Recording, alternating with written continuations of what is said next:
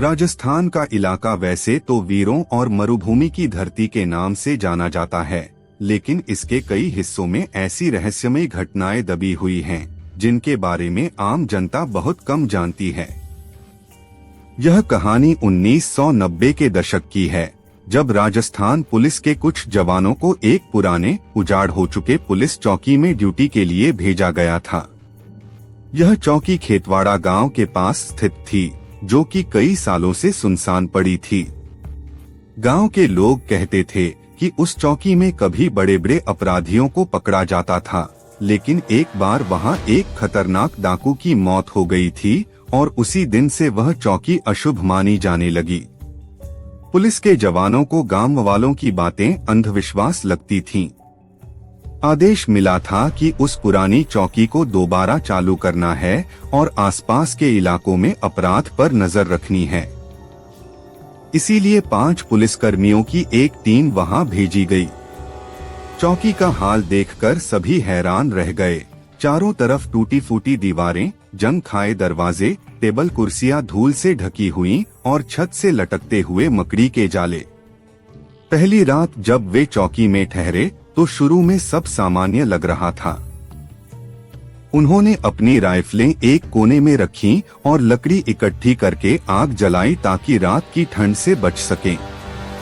लेकिन करीब आधी रात को अचानक चौकी के मुख्य गेट पर जोर जोर से दस्तक सुनाई देने लगी।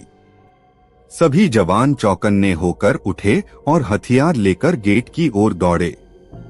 दरवाजा खोला तो बाहर कोई नहीं था। दूर दूर तक सन्नाटा पसरा था, बस हवा की आवाज आ रही थी। वाय! उन्होंने सोचा कि शायद गांव के कुछ शरारती लड़के उन्हें डराने आए होंगे। लेकिन तभी पीछे चौकी के अंदर से किसी के कराहने और चिल्लाने की आवाज सुनाई दी। सबके होश उड़ गए। वे अंदर भागे तो देखा, जहां उनकी आग जल रही थी, वहां राख ठंडी पड़ चुकी थी और राख के बीच में एक आदमी की धुंधली सी परछाई बैठी हुई थी।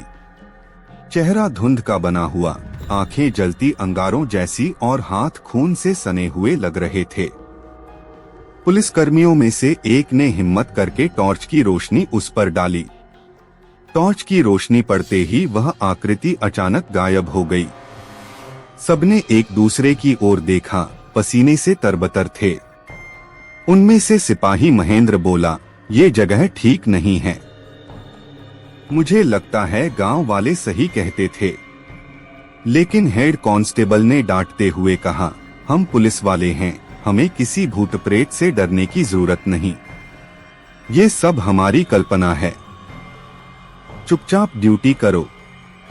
सभी ने उसकी बात मान ली और फिर से अपनी जगह संभाल ली। लेकिन डर सबके दिल में गहराई तक बैठ चुका था। सुबह तक किसी तरह रात कटी। अगले दिन गांव से कुछ लोग चौकी पर आए और जवानों को देखकर कहने लगे, साहब, हमने तो आपको पहले ही समझाया था, यहाँ रात गुजारना आसान नहीं है। जिस डाकू की मौत यहाँ हुई थी, उसका खून चौकी की दीवारों में समा गया है। वह आज भी भटकता है। जो भी यहाँ रहता है, उसकी आत्मा चैन से नहीं सोने देती।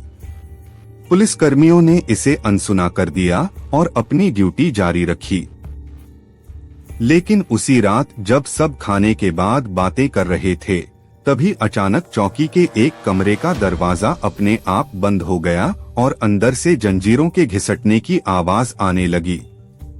सभी हथियार लेकर दौड़े। दरवाजा खोला, अंदर कोई नहीं था। बस फर्श पर खून जैसा लाल द्रव फैला हुआ था। अब जवानों को यकीन होने लगा कि यह कोई साधारण जगह नहीं है। लेकिन सबसे बड़ा डरावना हादसा तब हुआ जब टीम का एक जवान अचानक रहस्यमय तरीके से गुम हो गया। वह जवान रात को चौकी के पीछे शौचालय की ओर गया था, लेकिन वापस कभी नहीं लौटा। बाकी लोग खोजते रहे, गांव में भी ढूंढा, पर उसका कोई अतापता नहीं चला। जब चौकी के पीछे की झाड़ियों में तलाश की गई, तो वहां जमीन पर गहरे नाखूनों के निशान मिले, जैसे किसी ने मिट्टी को नोचते हुए खींचकर किसी इंसान को घसीटा हो। और वहीं पास में उस जवान की टोपी और उसका बूट पड़ा मिला, लेकिन शरीर कहीं नहीं मिला। बाकी पुलिस वालों के चेहरों पर खौफ साफ झलक रहा था। अब मामला सिर्फ अंधविश्वास या वहम का नहीं था, यहाँ सचमुच कुछ भयानक था जो उनकी आंखों के सामने घट रहा था। और यह सिर्फ शुरुआत थी। टीम के एक जवान की रहस्यमयी गुमशुदगी ने बाकी पुलिसकर्मियों के पैरों तले जमीन खींच ली थी। चौकी का माहौल अब किसी मौत के कुएं जैसा लगने लगा था। सभी जवान चुपचाप एक दूसरे की शक्लें देखते रहे, लेकिन किसी में हिम्मत नहीं थी कि वह इस बारे में खुलकर कुछ कहे। हेड कांस्टेबल ने अपने जवानों का मनोबल बनाए रखने के लिए कहा, देखो, ये जरूर गांव वालों का कोई खेल है। हमें डराने की साजिश रची जा रही है ताकि हम चौकी छोड़ दें। हम राजस्थान पुलिस हैं, हमें कोई डरा नहीं सकता। लेकिन उसके दिल में भी अब खौफ घर कर चुका था। रात होते ही चौकी में फिर से अजीब घटनाएं शुरू हो गईं। हवा में अजीब सी सीलन और खून की बदबू फैलने लगी। दीवारों पर लटके पुराने रिकॉर्ड और कागज अपने आप फड़फड़ाने लगे, जैसे कोई अदृश्य ताकत उन्हें हिला रही हो। अचानक चौकी के टेबल पर रखी लालटेन अपने आप जमीन पर गिर गई और उससे अंधेरा छा गया। टॉर्च की रोशनी जैसे ही जलाकर इधर-उधर घुमाई गई, सबने देखा कि चौकी के एक कोने में वही धुंधली परछाई खड़ी है। इस बार उसका चेहरा और साफ दिखाई दे रहा था। लंबी काली दाढ़ी, चेहरे पर गहरे घाव और आंखें आग की तरह जलती हुई। वह डाकू जिसकी मौत इस चौकी में हुई थी, अब उनके सामने खड़ा था। सिपाही महेंद्र ने घबराकर अपनी राइफल उठाई और सीधे उस पर गोली चला दी। लेकिन जैसे ही गोली चली, आवाज गूंज उठी और वह परछाई धुएं की तरह गायब हो गई। अगले ही पल वही गोली महेंद्र की जांघ पर लगी और वह दर्द से चीख उठा। सबके होश उड़ गए। गोली उसी राइफल से निकली थी, लेकिन लगा मानो किसी अदृश्य ताकत ने उसे मोड़कर अपने ही सिपाही को घायल कर दिया हो। खून से लथपथ महेंद्र को जब जमीन पर लिटाया गया तो वह लगातार बड़बड़ाने लगा, वो मुझे अपने साथ ले जाएगा। उसने कहा है कि आज रात एक और जाएगा। बाकी पुलिसकर्मी सत्ते में आ गए। आखिर किसने कहा था महेंद्र से यह बात? उन्होंने पूछा, लेकिन महेंद्र बार बार वही वाक्य दोहराता रहा। रात और भी गहरी हो गई। चारों ओर सन्नाटा था, केवल महेंद्र की कराहें सुनाई दे रही थीं। तभी चौकी के पीछे से फिर वही जंजीरों की घिसटने की आवाज आई।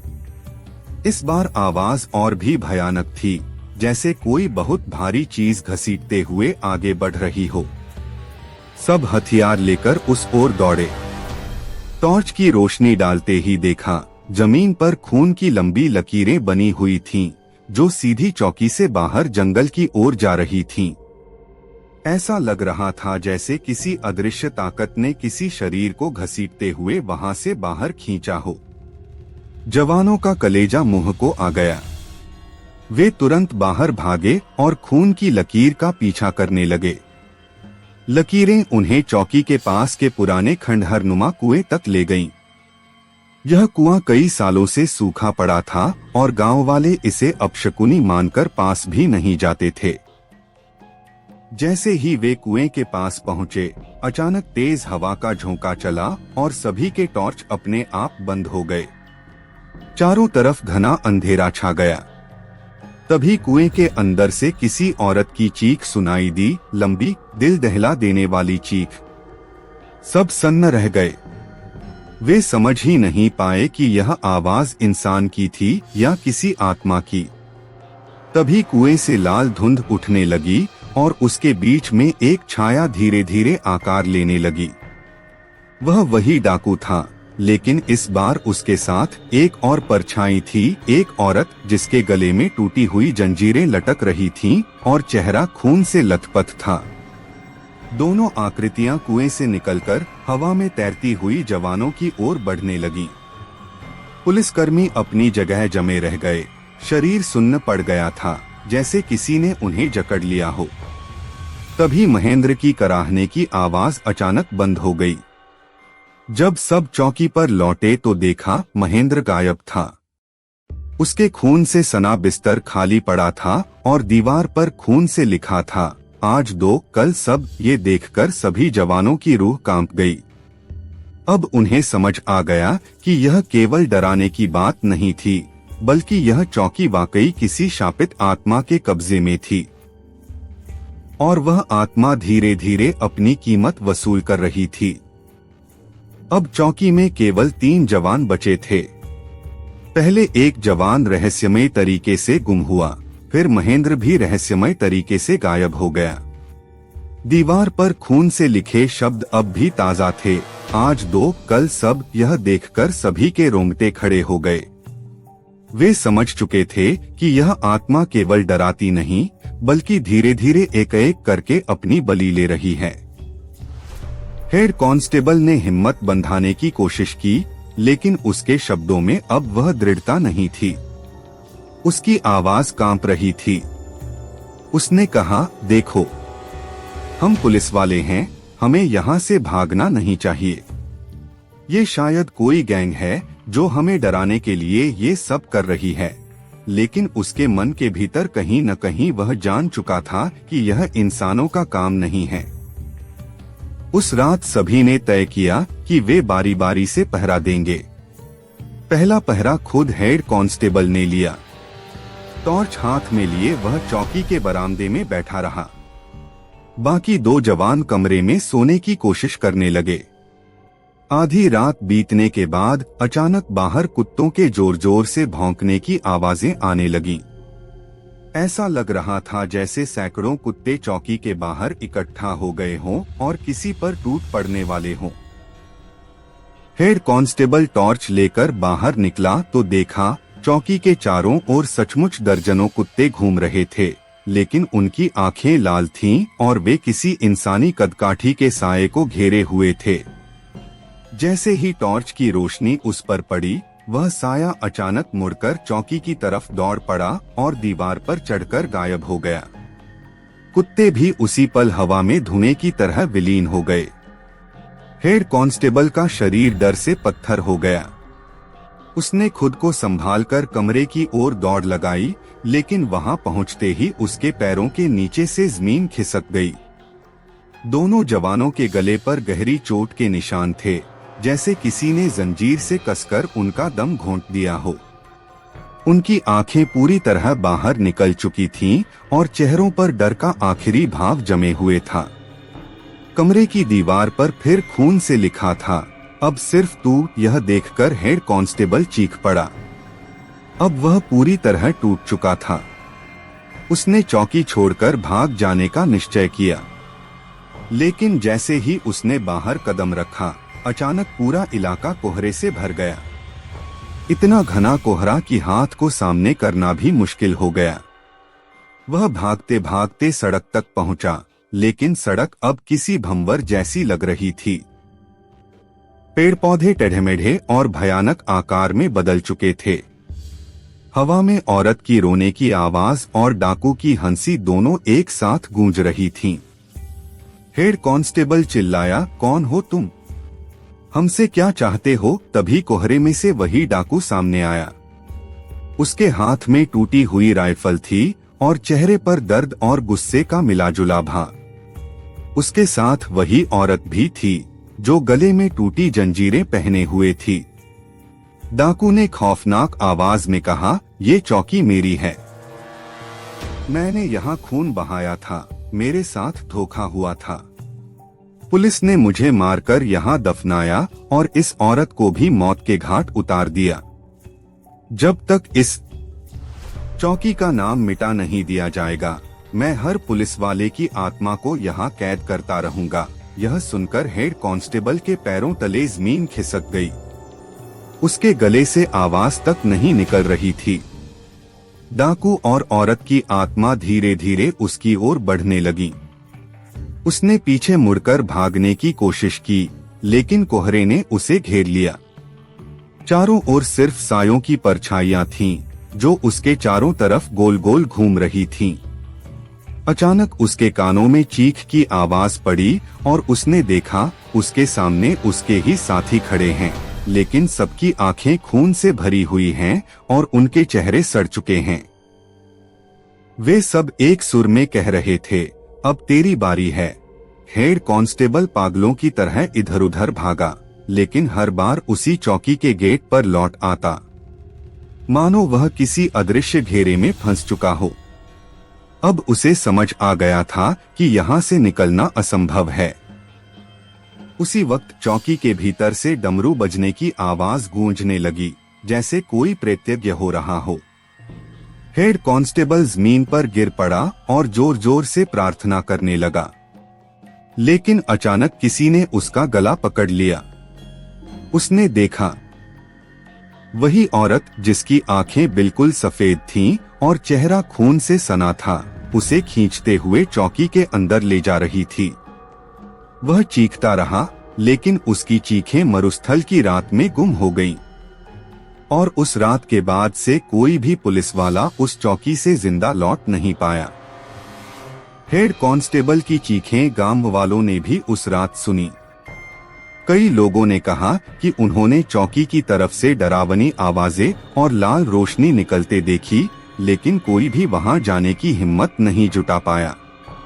अगली सुबह जब थाना मुख्यालय से संपर्क नहीं हुआ, तो एक बड़ी टीम भेजी गई।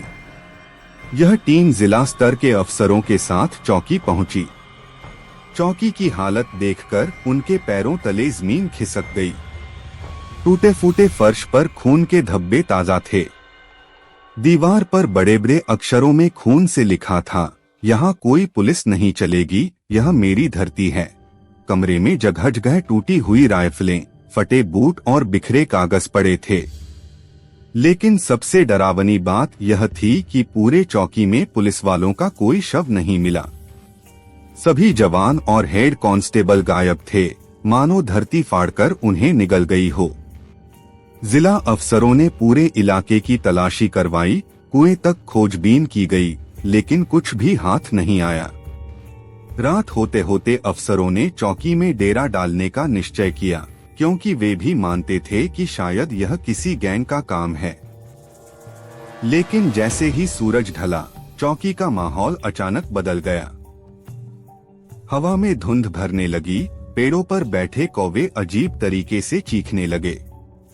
जवानों ने जैसे ही खाना खाने की कोशिश की, बर्तन अपने आप पलट गए और जमीन पर बिखरे दाल चावल खून में बदल गए।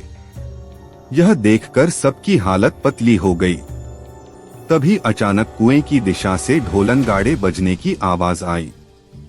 सब हथियार लेकर बाहर भागे। कुएं के पास पहुंचते ही उन्होंने देखा, लाल धुंध के बीच में दर्जनों परछाइयां खड़ी हैं। वे परछाइयां धीरे धीरे इंसानी रूप ले रही थीं।